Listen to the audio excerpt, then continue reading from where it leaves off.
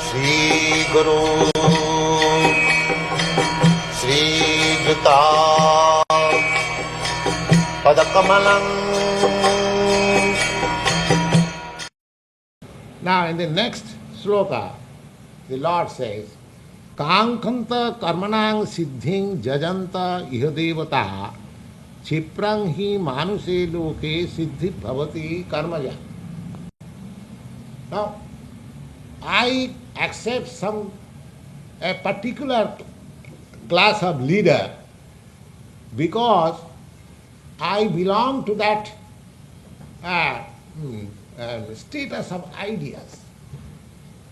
So therefore, you know that in the Vedic literature there are names of many demigods. Sometimes the Hindus are criticized that Hindus have got many gods, but they are not, to the Supreme God. If somebody is a serious student of Upanishad, they will find that the demigods described, they are all, servants of the Supreme Lord, Krishna. But here it is said, Kankhanta karmanang siddhi. Sometimes we want something immediately by worshipping this demigod. Just like it is mentioned that if one wants to be free from diseases, he has to worship the sun god. If one has to become very beautiful or he wants a beautiful wife, then he has to worship Uma. Similarly, there are different gods' names. In the Vedic literature, there are different, and they become successful. That is not unreal. By worshipping those different demigods, the particular purpose, they become successful. That is a fact. But in another place, you find in the Bhagavad Gita that it is said, Kamastasya hitagyana jajante iha devata. Kamastasya hitagyana. Those who are misguided by material desires, they take the shelter of other demigods. One goes to the worship of demigods because one is persuaded for a particular purpose. Just like one who wants to be very healthy man or to be free from all diseases, he worships the sun god. Or one who wants to have a beautiful wife or become himself a very beautiful, he worships the Devi, Uma.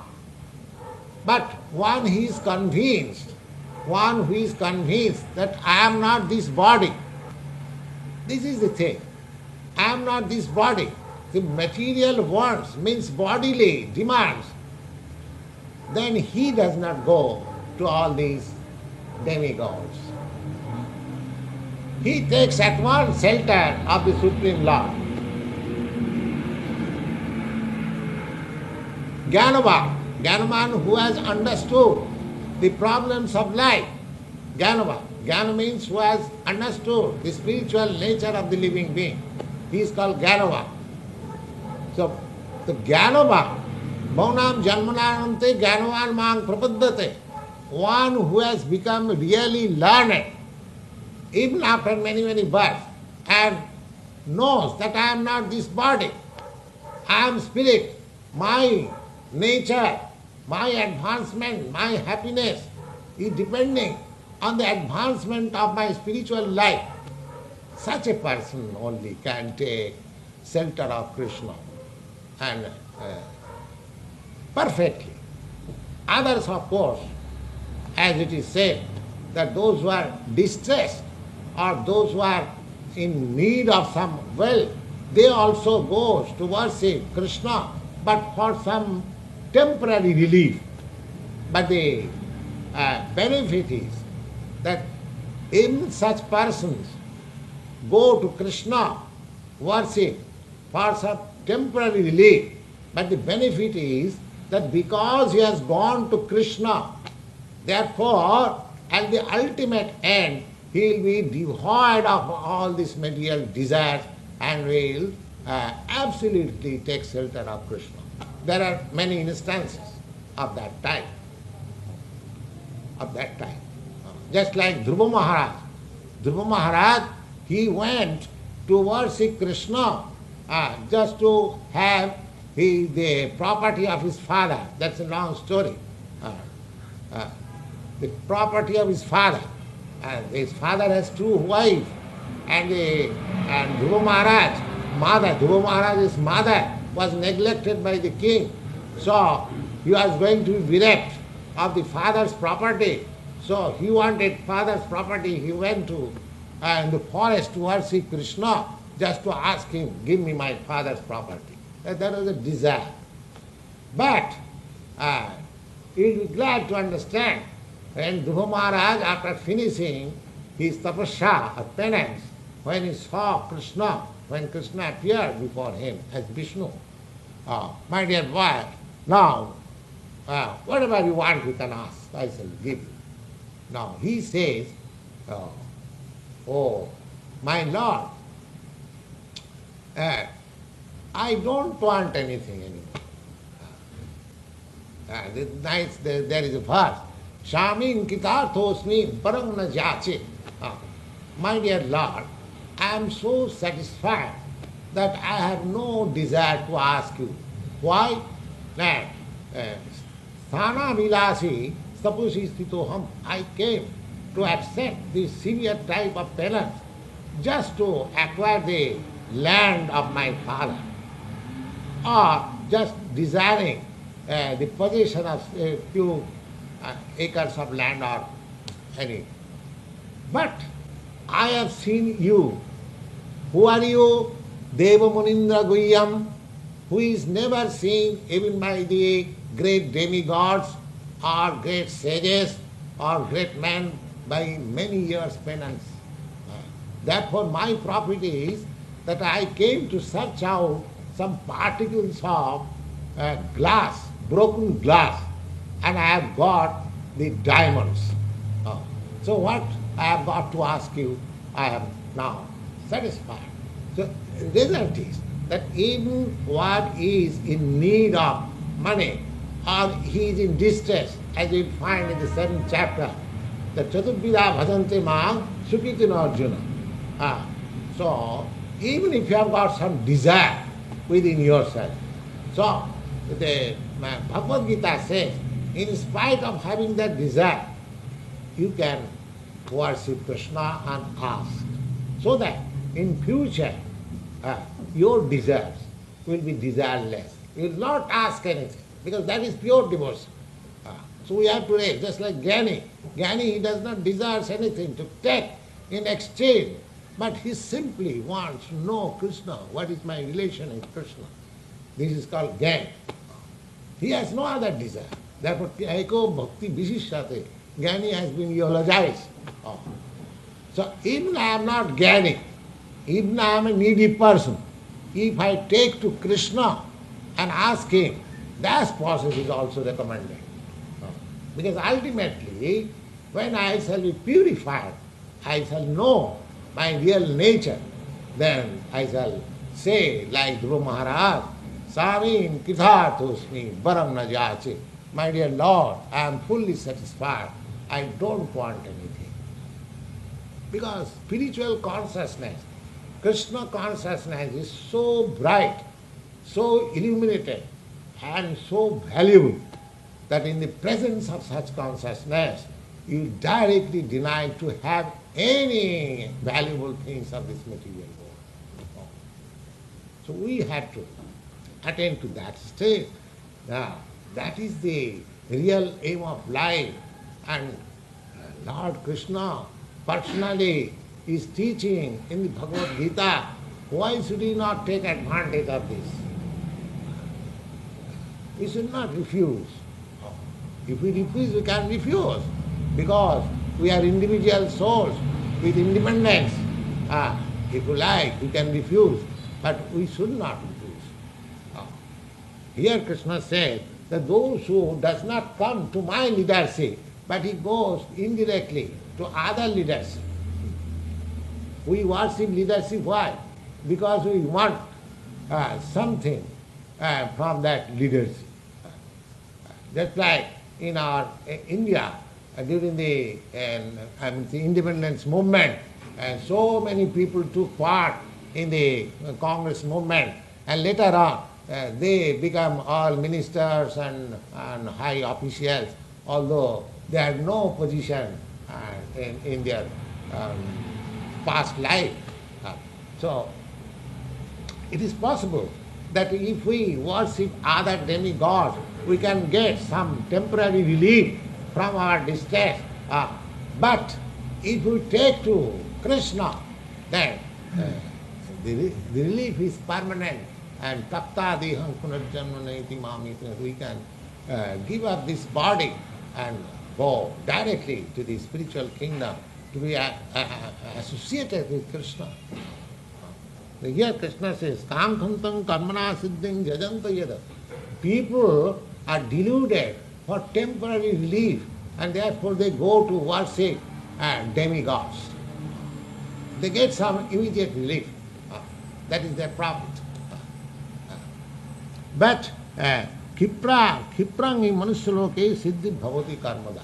If you want some temporary relief, then you can worship this or that. But if you want really the ultimate relief, and that is the goal of human life, ultimate, everyone is trying to get out of miseries. The whole struggle, either in the material field or in the spiritual field, the whole struggle is to get out of some miseries. So, a perfect man or a very intelligent man, he should try to have the highest benefit of this life, and that is surrendering unto Krishna. That is surrendering unto Krishna. If we do that, then we are both materially and spiritually benefited. You find in the later sloka that Tesam satadjuktanang bhajatang priti bubbakam, the exact what I forget now, it is said that those who are engaged in Krishna consciousness, Krishna says, I supply them all that he needs. He hasn't got to ask anybody. Krishna knows, just like the father knows what is the necessity of his child who is depending fully on the father. The father may neglect of the grown-up children who is looking after his own business, but the child who is completely dependent on father and mother, the father and mother takes care.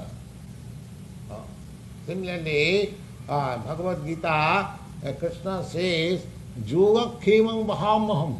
Anyone who is fully in Krishna consciousness, without any consideration, then everything is taken care by Krishna. This assurance is given.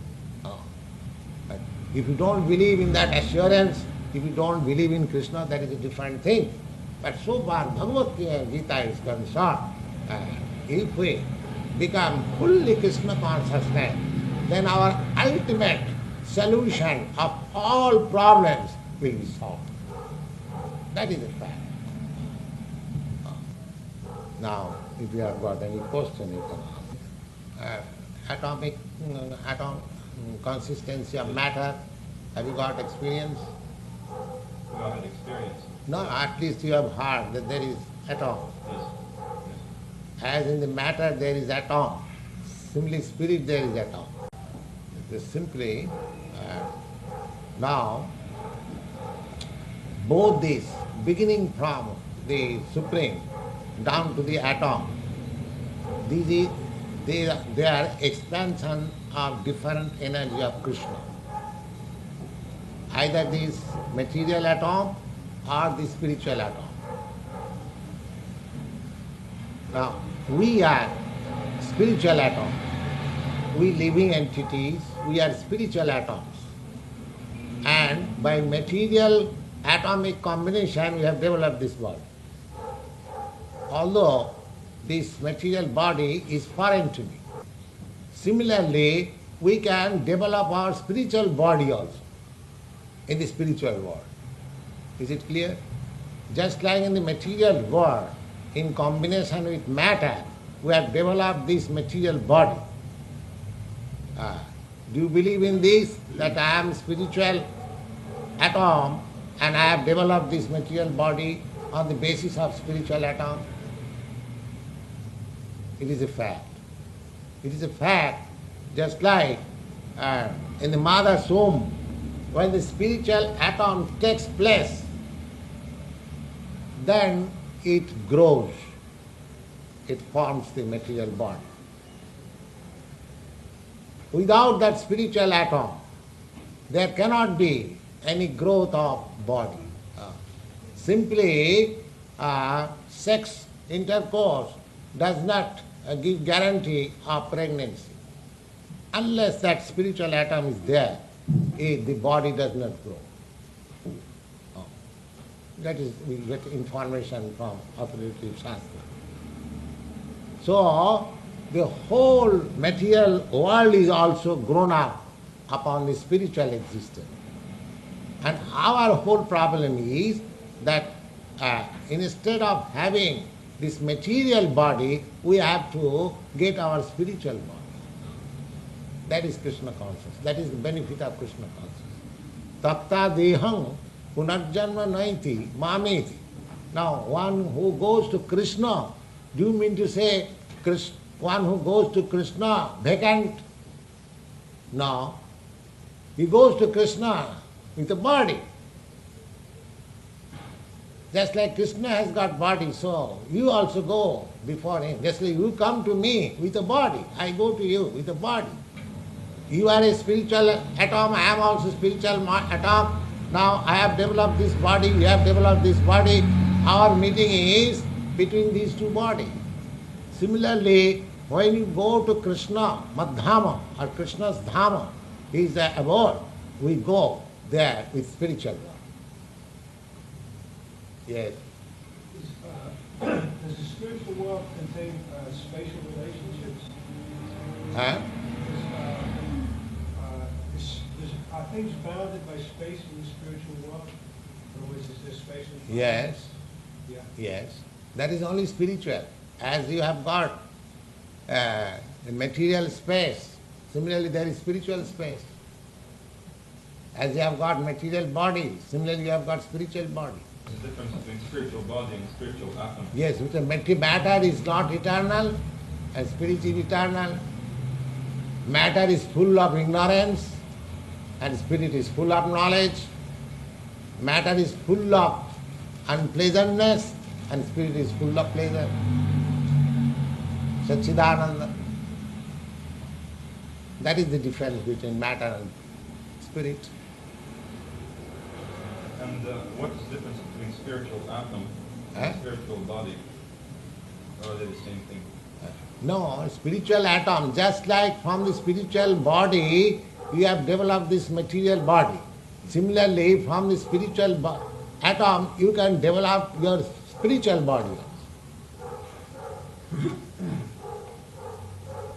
Tatta deham means that giving up this material body, he develops the spiritual body and then goes to the kingdom of God or Krishna. Tatta deham punarjanma naiti mame. So when he goes to Krishna, he goes in spiritual body. So there is potency of every living being, just like he has got the potency of developing this material body. Similarly, he has got the potential of developing spiritual body. Is it any difficulty to understand? It's clear. So, our problem is that we are suffering all kinds of miseries on account of this material body. Now, our business should be that we shall be cultured in Krishna consciousness so that in next life will be my spiritual body. Then the solution of all problems solved. And so long we shall get material body repeatedly. Just like we give up this dress and take another dress, similarly we shall continue then the four kinds of miseries. Janma mrityu jara vyadhi. For at least these four kinds of miseries. The miseries of birth, the miseries of death, and the miseries of old age, and miseries of diseases we have to suffer. And as soon as you get spiritual body, all these miseries over. Because your body is no more subjected to birth and death, disease and old age. That life is eternal, full of knowledge and blissful. And that you can get simply by studying the nature of Krishna, transcendental nature of God. So we are hankering after so many things. We are taking the leadership of this leader, that leader, just to get relief from our temporary miseries. Our duty should be just to get rid of all miseries by developing that spiritual body. That should be the aim of life. And that is possible by Krishna consciousness. Any other question? No, Oh. I mean, it's passed on. It's just a dim thought, that's all. Your question is whether miseries are eternal or not. Eternal force. Eh? And No, miseries are not eternal. You can end your miseries. But if you want to end miseries materially, that is temporary. If you end your miseries spiritually, that is permanent. Just like in this world, we are also trying to end our miseries. Suppose I am distressed or I am diseased, I go to hospital to end my miseries. But that misery is not permanent, and that end of misery is not permanent, temporary. I can get again diseased. So long I have got this material body. That miseries can be repeated. That disease can be repeated. But if you get your spiritual body, then there is no more question of misery. Yes? A human birth is superior in terms of self-realization, is it superior to birth as a demigod? Eh? Is human birth superior in terms of self-realization? Is it superior to the birth as a demigod? Yes, demigod is also like you. Just like in the human society, there are difference of bodies. One body is richer than the other body. One body is happier than the other body in material estimation. Similarly, in the higher planets, there are different bodies who are happier than persons who are living in this material planet, this earthly planet. It is estimated that their standard of living is higher. Just like in this planet, there are different nations and different people, and they have got different standard of living also. Your European and American people, your standard of living better than our Indian people. So far material consideration is there. You have got very nice toilet room, but in the Indians they go to the field to evacuate. See, so in that this country is advantageous. So as you find, even in this planet, there are different species of life, different species of humankind, and they have got different standard of living. Similarly, in the higher planet, there are also living entities just like us. They are also like man, but their position is different. Their bodily constitution is different. Their living standard is different. But in spite of different being, they are subjected to the material laws The birth, death, old age and disease. They are not free from that. Nobody is free. Within this universe, anyone, either a human being or demigod or animal or anyone, they are subjected to these four principles of miseries: birth, death, and old age and disease. So when you get out of this material world, then you get free from this. Their duration of life may be greater than your duration of life, but death is sure. You cannot get rid of death in higher planets. Death is there, sure. The duration of life, just like a man's duration of life, then the duration of the life of a dog is greater, but both are subjected to the principle of death. That one cannot avoid. But if you want to avoid a subjugation under death, then you have to develop your spiritual body, and that is possible by Krishna consciousness. Any other question? Yes. Are there individual spirit bodies? Eh? Are there individual spirit bodies? Or just one spirit? I don't You are individual spirit. You are individual spirit. Are you not? Don't you feel it? Don't you feel your individuality?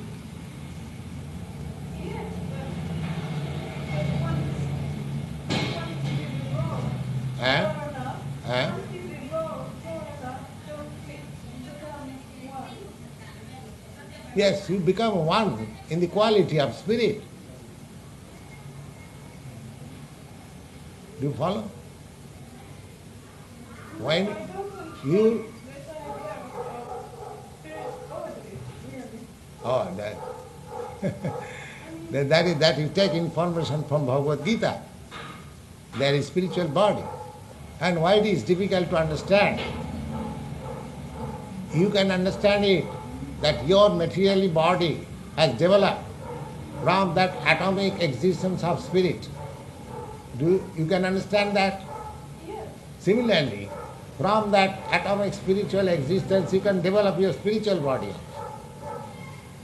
What is the difficulty? It is the same process. As you have developed your material body, similarly, you can develop your spiritual body. What is the difficulty in understanding it?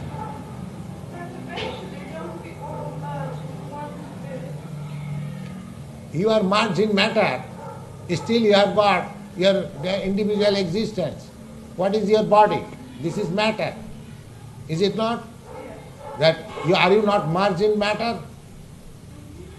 Then still you have got your individuality existence.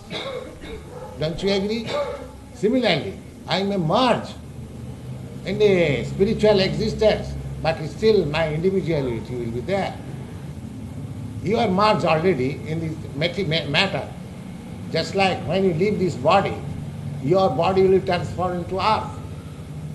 That means it is already merged. Still he has got separate existence. And what is that separate existence? Due to the spirit. So even in the matter, if the spirit can maintain separate existence, don't you think in the spirit it cannot maintain its separate existence? Merging means just like aeroplane. Aeroplane is flying in the air, in the sky. When it goes too far and it becomes too small, you say it has merged into the sky. But it has got, even in that position, it has got its a separate existence. Just like a bird, a parrot enters a tree. The tree is also green and the bird is also green. When it enters the tree, you see no separate existence of the bird, but it has got a separate existence. Similarly, either you are in material existence or in spiritual existence, you are already merged, but you have got your separate existence. Is it clear? Thank you. Now let us have please.